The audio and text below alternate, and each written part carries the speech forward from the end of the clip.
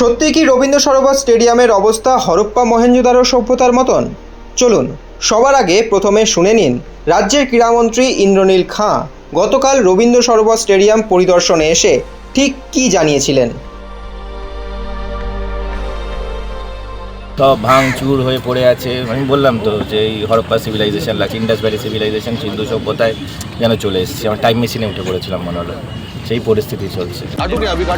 नहीं रुक जाओ। गेम कोई भी हो, पकड़ मजबूत होनी चाहिए। सीमेंट से पकड़ बनाए मजबूत। SRMB 550D TMT bar। 1921 সালে দয়ারাম সাহনী এবং 1922 সালে বাঙালি প্রশ্নতত্ত্ববিদ রাখালদাস বন্দ্যোপাধ্যায় যথাক্রমে হরপ্পা ও মহেঞ্জোদারো আবিষ্কার করেন। তারা বেঁচে থাকলে কি এই লেকের মাঝে রবীন্দ্র সরোবর স্টেডিয়ামে এখন আসতেন? আমরা খুঁজতে এলাম সত্যিই কি ছিল আর এখন কি অবস্থায় রয়েছে আপনাদের সকলের একসময়কার প্রিয় রবীন্দ্র সরোবর স্টেডিয়াম। একসময় এই মাঠেই ভারতের আন্তর্জাতিক ম্যাচ হয়েছে। এই মাঠ থেকেই পিকে ব্যানার্জিকে পছন্দ করে জাতীয় দলে নিয়ে গিয়েছিলেন রহিম সাহেব। দীর্ঘদিন টালিগঞ্জ অগ্রগামীর হোম গ্রাউন্ড ছিল এই স্টেডিয়াম। এই তো কিছুদিন আগে তৎকালীন এটিকে অ্যাথলেটিকো ডি কলকাতা, তাদেরও হোম গ্রাউন্ড ছিল 2017 সালে এই স্টেডিয়াম। সে বছরই সঞ্জয় সেনের মোহনবাগান খেলেছে AFC কাপের ম্যাচ। কিন্তু আজ কি অবস্থা দেখুন। এখানে একটা ঐতিহাসিক টানেল আছে, এখন সেখানে সাপখোপের ভয়, জল জমে আছে, বন্ধ করে রাখা হয়েছে। চারপাশে যেন একটা ন্যাশনাল জিওগ্রাফি ফিলিংস। স্টেডিয়ামের ভেতর থেকে অসত্য বটগাছ উঁকি মারছে। এই তো অবস্থা।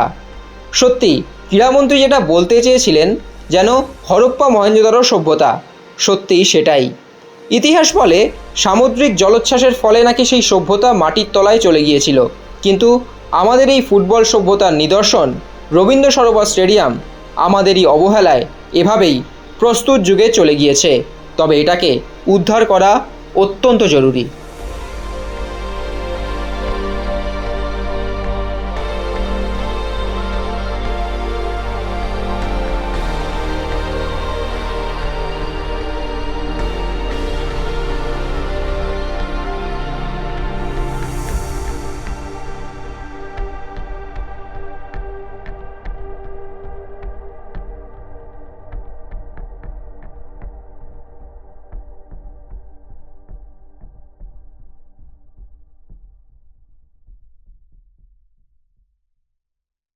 extra time.